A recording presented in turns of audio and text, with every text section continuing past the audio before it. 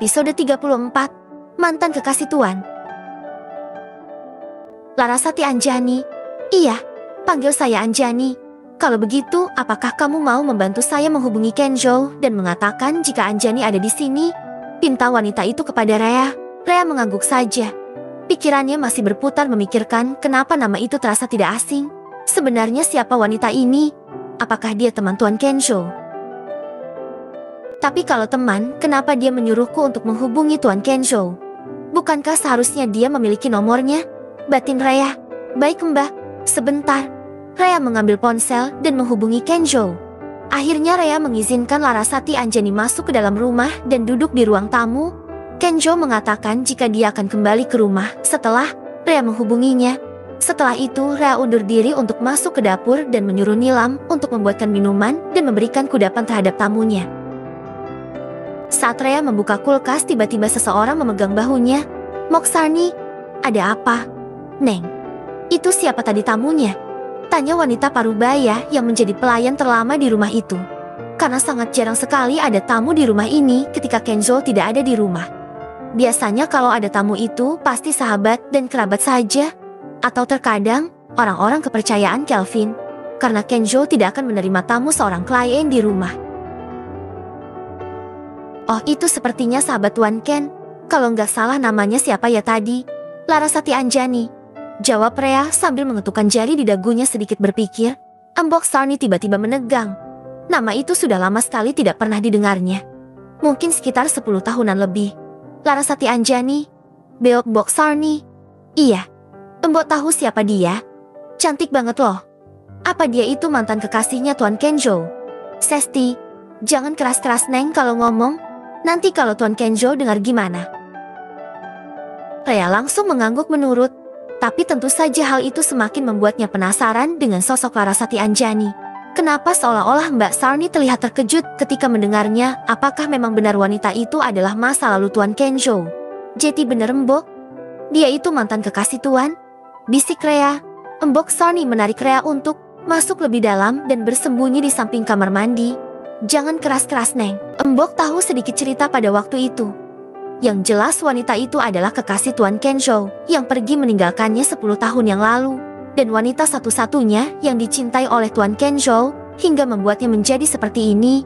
Jelas Mbok Sarni. Karena pada saat itu dia baru bekerja beberapa bulan di kediaman Dimitri. Mbok Sarni juga mendengar segelintir cerita dari beberapa orang yang mengetahui jika majikannya itu memiliki trauma. Dan menjadi seorang Casanova berpetualang dengan para wanita-wanita itu karena patah hati ditinggalkan oleh Anjani. Sedangkan Rhea sendiri juga merasa kaget. Ternyata majikannya itu memiliki cinta untuk wanita secantik Anjani. Dan sekarang wanita itu telah kembali. Oh, astaga. Rhea baru sadar jika nama Larasati Anjani adalah singkatan atau inisial dari tulisan La yang berada di baju dan juga sebagai liontin kalung yang ditemukan di dalam lemari Tuan Kenjo. Jadi misterine inisial La adalah Larasati Anjani, wanita yang begitu spesial di hati Kenjo, sehingga membuatkan liontin dengan inisial huruf itu. Entah kenapa mengetahui semua ini membuat hati dia merasa sakit. Bukankah seharusnya dia menjaga hatinya agar tidak jatuh cinta kepada Kenjo yang jelas-jelas berbeda kasta dengannya? Apalagi setelah melihat sendiri bagaimana penampilan Anjani yang sangat cantik, anggun dan menawan. Hingga membuat Tuan Kenjo mengalami patah hati seperti itu dan mencari pelarian untuk meniduri para wanita yang dipilihnya. Tapi jangan cerita ke siapa-siapa ya. Mbok itu cuma kaget kok tiba-tiba dia bisa muncul kembali setelah sekian tahun lamanya. Padahal akhir hari ini Tuan Kenjo sudah berhenti membawa wanita ke rumah. Setelah ada kamu, tunjuk Mbok Sarni pada Rhea. Masa Mbok? Iya, udah deh. Mbok mau balik kerja. Kalau ketahuan gosip seperti ini, takutnya nanti dipecat. Apalagi kamu yang baru aja bekerja. Ucap Mbok Sarni kemudian berlalu dari hadapan Rhea yang masih terbengong-bengong. Akhirnya Rhea memutuskan untuk keluar rumah lewat pintu belakang. Dia ingin sedikit menghirup wangi bau mawar yang ada di taman. Saat ini bunga mawar berwarna-warni itu sedang bermekaran dan Rhea sejak dulu memang sangat menyukai bunga mawar tersebut.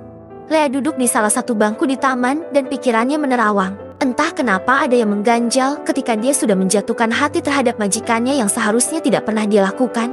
Cinta masa lalu majikannya kembali, dan mungkin bisa jadi mereka akan kembali bersama. Rea tahu kalau dirinya sudah terlalu lancang memberikan hatinya kepada Kenjo, meskipun dia tidak tahu bagaimana perasaan Kenjo sebenarnya terhadap dia bagaimana. Rea hanya merasa terlena dengan semua kebaikan Kenjo dan juga perlakuannya terhadap gadis itu. Sebaik itu Kenjo padanya. Padahal memang Kenjo adalah orang yang sangat baik. Sepertinya belum terlambat untuk menghapus perasaan ini dan membenteng diri agar tidak jatuh terlalu dalam ke dalam kubangan penyesalan.